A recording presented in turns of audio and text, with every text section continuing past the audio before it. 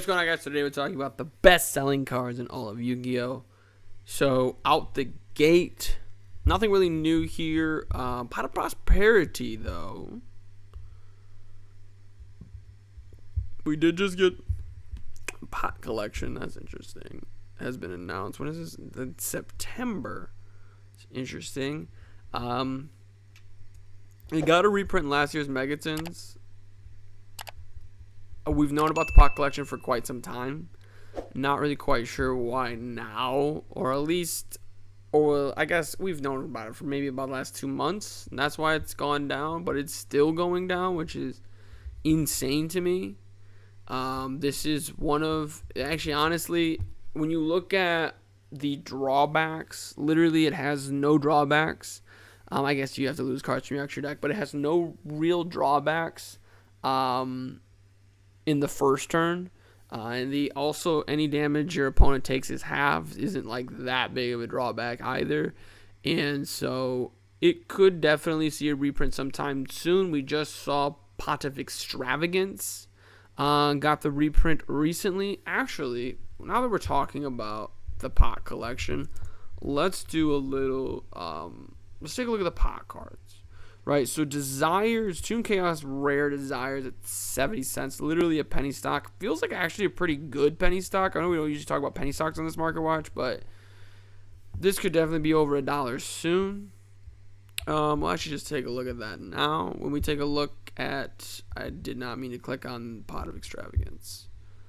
When we take a look at Pot of Desires, obviously the Dark Illusion, the original version of Pot of Desires is going to be the most expensive.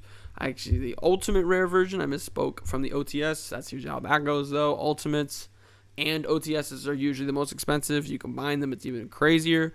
All the Pot cards are cheaper now because of the Pot Collection. Now, when we take a look at the Pot Collection, if I'm remembering correctly, you get one of each. So maybe you're okay with that. I personally would take advantage of one of these. It wasn't 2 structure decks. Neither of which are very good. I think Order of the Spellcasters was better than the Sacred Beast one. Yeah. This was way better than the Sacred Beast one. Yindemion one. Yeah, I was trying to remember because there's been a lot of like Spellcaster-esque structure decks. I was trying to remember which one that was. The Dark Illusion one. Honestly, the Dark Illusion one, with it not being the cheapest one, but being the second most expensive, but under $20. I guess there's no near mints for under 20. Is there? How many near mints are there? There's 34 near mints on the market. Some of them are Korean. $22 is not terrible for Pot of Desires, but if you just need the card, get the penny stock. Honestly, the Ultra Rare is probably the way to go if you're going to get, because the Ultra Rare is not like that much more expensive, like $2.50 when the other 3 are basically dollars. So you're spending on a playset, you're spending. Plus, I would just get a playset too. I think the card's at 2, right? I think it's still at 2. I don't know. I literally just looked at the ban list the other day, and I don't remember what Pot of Desires is at. I lost track. It didn't make any sense for the card to be semi-limited in the first place. I think I got limited at first, right? Yeah, I don't know. I lose track a lot of times. So a lot of stuff gets locked up in here. But that's Pot of Desires. I think it's a pretty good buy. When we take a look at Pot of Extravagance, it's a little different. It's a little trickier. That's why I didn't want to talk about it immediately. Because it did just get a reprint in the Albi structure deck, but it is above $1, right? And so when we take a look, what's the best looking version? I mean, the Prismatic Secret Rare is a really good buy. The regular Secret Rare from the original version, Savage Strike, still sitting at around $10. This one's not as good as Prosperity, but there's still a lot of decks. Labyrinth is a great example. There's still a lot of decks that can run this card. And run it rare very, very, very well when it just doesn't care about the extra deck. Prosperity does just hard power creep this card, but at the end of the day, it's still a really solid card. This is the last one I really want to talk about. There are other pot cards we can look at it if you just for funsies, but like Pot of Duality, it's always a card that is meta relevant. There's always some random deck that's running Pot of Duality. And yeah, it's been in the Hero Strike structure deck, Onslaught structure deck. Obviously, the Hero Strike structure deck is better. The Link Strike starter deck was not very good. This is a really cool looking version, but I'm biased towards the gold rares, King's Knight Court, 23 cents. The best selling one is the Ultimate Rare from the Astral Pack 5. That's another type of pack. Like, it's like OTS packs as well as Astral packs are always the really expensive ones. I would just look at the Secret Rare Duelist Revolution version. I don't know the original version. The Duelist Saga version actually also looks really cool. So it's not a coincidence. I will say, when we just take a look at higher rarities above rare, the gold rare version is about $4 or $5. And the super rare version from the 2011 collector's tin, this is what they used to be called, is for near mint is about $3. So I believe that super rare is the cheapest version that's higher than a rare rarity on the market. So it's just something to keep in mind. A lot of times I'll look at the cheapest, I'll look at that specific category, like what's the cheapest version of this card above a rare rarity, because usually that one will tend to start to gravitate towards the other ones. Like, this is obviously, it's not ever gonna hit $200, but like, you know, this is 30, this is 10, the other one's 5. This could be at the very least 4 at some point soon, maybe even 5, right? So the other pot cards, by the way, I'm not gonna look at Pot of Greed. I forgot Avarice. Avarice is a cool one. We'll look at Avarice actually real quick. I always forget Avarice exists, and then I remember Avarice is a really good card. These are kind of killing it, especially because they just reprinted this. I would say of all the pot cards, this is the worst buy because it doesn't really see a lot of play. I do use it in my Salmon Great deck, but it doesn't really see a lot of play. It's had so many, I mean, that's 1, 2, 3, 4 different structure decks, and then the 2 starter decks and the Egyptian Gods. So basically 6 decks that are like that. The best selling version is the Dark Revelation Volume 4. This could have been the very, very first printing of this card for $50. This one might be a situation you just get the pot collection one, but I don't know. I would just wait to see. I don't think I think Pot of Avarice is the only one I wouldn't touch unless you already have it. You can get commons, obviously, play such to mess around with, but as far as like to gain actual value, I don't think there's anything there. But the remaining pot cards, there are a lot, right? There are definitely a lot of pot cards. I'm trying to see how far we have to go before we finally find Pot of Equivocedness. Does any deck run this card? Not to my knowledge. It does only have 2 printings, though. Interestingly enough, it's very circumstantial. Target 3 banished monsters, shuffle all in, draw a card. But as far as restrictions are concerned, you don't have to banish 10 like Pot of Desires. You don't have to banish anything from your from your extra deck. You don't have to have a certain amount of cards in your graveyard. You just have to have a certain amount of cards in your banish zone. To my knowledge, there's not been a really, really great deck that has been able to utilize this card, like the best decks like Grand Maju, Metaphys, Ritual Beast. Here's the problem with this card. It's literally just the card's design. A lot of banished decks, like Floanderis, is probably the best banished deck right now. A lot of banished decks want their cards to be banished. Like Floanderis, they all the little birds have an effect where if another bird is summoned, normal summoned, you can add them from the banished zone to your hand, right? So Pot of Equivocedness wouldn't do anything in there. So there's not like a lot of like maybe like Dragon Rulers. I guess like that deck is sort of designed where Pot of Equivocedness could be really good, but Dragon Rulers, first off, all the cards are still relatively speaking banned or limited. And more importantly, it's not very good. But when there's a deck that's like that relies heavily on banishing, but doesn't want their cards to be banished, then Pot of Equivocedness will be good. But there's just no archetype that I can think of. Like, you look at like the Macrocosmos archetype with the Heliops cards, or you look at Grand Maju. All of the archetypes that banish want their cards to be banished. And that's why Pot of Equivocedness has never really taken off. So but it only has 2 printings, and one of them hasn't come out yet. So that's Pot of Equivocedness for you. I did not think I'd be spending 2 minutes in this video talking about Pot of Equivocedness. But nonetheless, Pot of Dichomini, there's actually more pot cards than I thought of. So this card, at the start of your main phase 1, which just literally kills it. What a crazy restriction. But you can target 3 monsters with different types, shuffle all 3 into your, and then draw 2. You also cannot conduct your battle phase. So this was one of the very first pot cards after Pot of Greed and Pot of Avarice, right? Like this card is so old, Pot of Avarice was still banned when this card came out. So there was just like this notion that pot cards had to be just terrible for them to be good, or for them to be able to be in the format. But this card is one of the worst pot cards now in existence because of cards like Desires. Even Equivocedness is better. But obviously, Duality was out before this, but Duality is only good in certain decks. And then obviously Extravagance, Prosperity. $3 on the Ultra from the pot collection is interesting, but this card's garbage. Absolute garbage. If you see your opponent play this card, you should just win. Just write your name. Just write your name and check off that you won. Like, it's over. Pot of the Forbidden. Is this going to be in? I don't think so. I didn't think so, but I wasn't sure. It is technically a pot card. Pot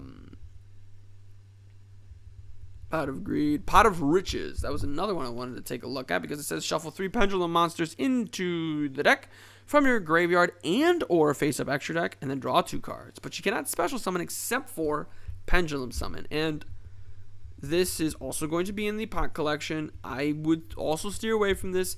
This is another card. This came out, if you noticed, right after. We were just looking at 2014 Megatons on the Pot of Dichomini, right? Now Pot of Riches. So they actually have been producing a lot of pot cards, which is why the pot collection does make a lot of sense. But the problem with this card is, once again, similar. It's not like Pot of Dichomini, where like the restrictions are just so bad, even though it kind of is. The restriction to that you can't special summon is kind of bad, but it really line more with a Pot of Equivocedness, where like pendulum monsters want to be face up in the extra deck. That's kind of how the decks function. And the main thing too, that restriction is super big because the way a lot of pendulum based decks are, it's some pendulum summon, use them. Even like Super Heavy Samurai is probably the best deck right now that pendulum summons that, or just Pendulum Magician, right? Pendulum summon, make extra deck monsters. Pendulum summon, make extra deck monsters. And the thing is Pot of Riches literally stops you from doing that. Maybe like Klee. If that's even a deck you could play this card in. I don't know. I can't really think of an archetype that wants to pendulum summon and then just stop. Like, I think like kind of Endymion too. I don't know. But usually pendulum decks like to go into their extra deck at some point. Now, this is an interesting card. Is this going to be in the pot collection? It's the only reason I'm looking at it. Select 2 cards from the graveyard, return them to the decks, and then remove this card from play. It will be in the pot collection. Shout out to Pot of Benevolence. Only has 1 printing for whatever that's worth. I think the 1 printing on Equivocedness is a better buy than the 1 printing on Benevolence. But there's another one. Is this going to be in there? Doubtful. It's not. Unfortunate. The final one, I believe this is the final one. I'll keep looking, but I believe this is the final one. I think this is also going to be the pot collection. It's also $3. Do not play $3 for this card. This is one of the worst cards in all of Yu-Gi-Oh! Return 2 cards from your hand to your deck and then shuffle your deck. When I first started playing Yu-Gi-Oh! More competitively, it was right after like Infernities were a thing. So I was trying to see if I could run that card in Infernities. I do not recommend it, but Spirit. Will Spirit be in the pot collection? Spirit will be in the pot collection. That's interesting. What does this card do? When this card is in face-up attack position, if a player activates Pot of Greed, he or she can draw 1 more card. Wild. Continuing on. I think that's it. I'm pretty confident in my thought process that that's it. Went way too far back. There we are. Okay. TLDR, all the pot cards are very expensive right now. Or excuse me, all the pot cards are actually really cheap right now because of that looming pot collection. So you can definitely take advantage and get some play sets of pot cards that you didn't really think. I don't remember the last time I saw a Pot of Prosperity at 40 or under 40, and the fact that it's getting a reprint in the pot collection could mean it might not get a reprint for quite some time. I don't see it getting banned anytime soon, so something to keep in mind. Next, I do want to mention Vanquish Soul was actually doing pretty well over the weekend. At the very least, I know Milano the Duelist, who is featured on Duel Nights a lot, he actually topped. He got second place with Vanquish Soul. So that right there tells me that Vanquish Soul, I was wrong about Vanquish Soul. It's actually a really good archetype. It does a lot of very interesting things. I have to look more into it. I will probably end up doing a how to beat Vanquish Soul if it becomes a problem. But, it's not it is not a coincidence that, 1, 2, 3, 4, 5, of the top 11 selling cards are all Vanquish Soul. People are trying to get their hands on the archetype before it gets too expensive. And like I mentioned last week, Wild Survivors is a fantastic buy. It is the number one selling product in all of Yu-Gi-Oh! And I love the dinosaur reprints. I love the Vanquish Soul that it's in here, and it does appear to be pretty good. And the Hungry Burger stuff is in here. So take that for whatever the heck it's worth. I mentioned this on the penny stocks. So if you're a subscriber, you've already heard this. I would pick up dinosaurs. I am going to be picking up dinosaurs within today or tomorrow. Ground Zeno appears to be the only card that is relatively speaking expensive.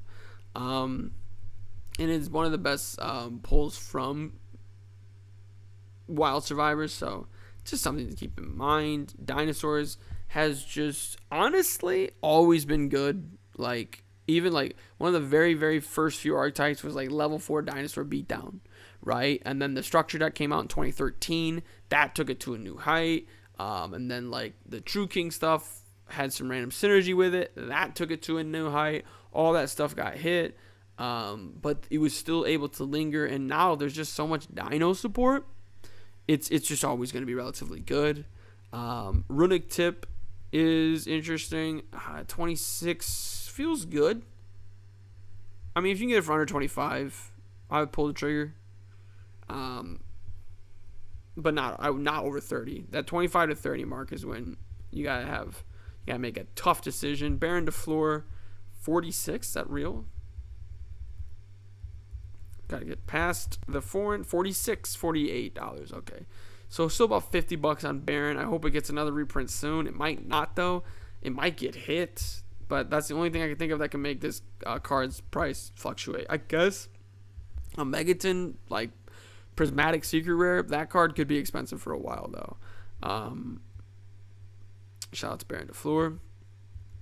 The Bastille stuff, I would just take a look at some of the Bastille stuff. I talked about Jewish Worm on the Penny Stock Market Watch. I think Magnamut's the most expensive Bastille. I understand there could be apprehension because no, it's Lubellion. By a lot too. I understand there could be apprehension because someone could be worried it might get reprinted in the Megatons.